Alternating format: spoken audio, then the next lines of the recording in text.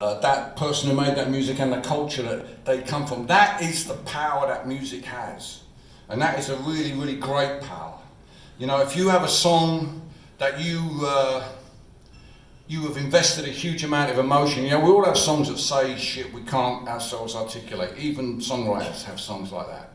Songs that just come out of the air sometime. You're in a supermarket somewhere and the song comes on and your day just stops for a moment.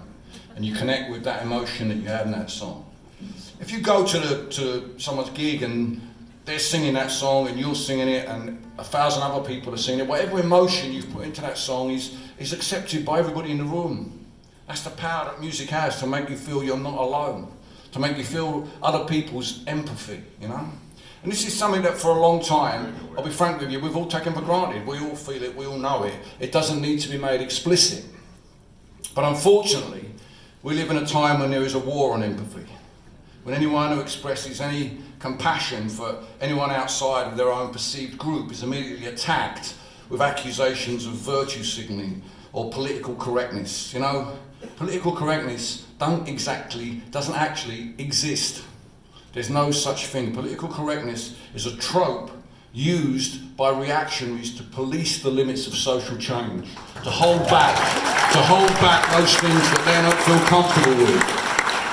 You know, that's the you know, the free speech warriors who want to you know, say the things that are unspeakable. You very often find it's they're trying to hold back any of the great accountability movements that we have in the 21st century. Me Too, Black Lives Matter, Extinction Rebellion. You know, these are all accountability movements, and they're all trying to push forward. Thank you, sir. They're all trying to push forward. And so music has a role to play in that. Music has a role to play in breaking down those barriers. And I find myself talking more about these broader pictures than I did. In the 1980s, one of the stranger jobs I had, and it was a very specialist job, and it was I'll tell you, it was like Sisyphus rolling a ball up a hill. One of my jobs was to stand, as I stand tonight, and try to explain ideology to Americans. It was harder than explaining football or cricket, because ideology was there none in American politics as far as I could see. And in those days, the ideological language that we had was the language of Marxism. Well, that shit don't mean nothing to people anymore. But those problems Marx talked about have not been resolved. They still need to be addressed. So we have to find another language with which to address them.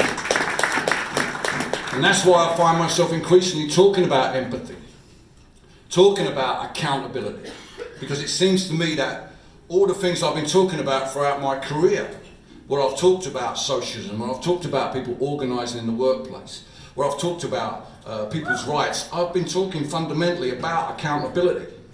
And you know, we live in a time now where, both in my country and your country, we have leaders who refuse to be held accountable by anyone. And Boris Johnson has done some pretty bad things in his time, amongst them writing in the Daily Telegraph, even when he was an MP, comparing Muslim women wearing the burqa to letterboxes, leading to a rise in attacks on Muslim women. Has he apologised? No. He's not apologised, you know? And this is sort of underscores something that I wrote about in the book, that whilst freedom of speech without equality is just privilege, freedom of speech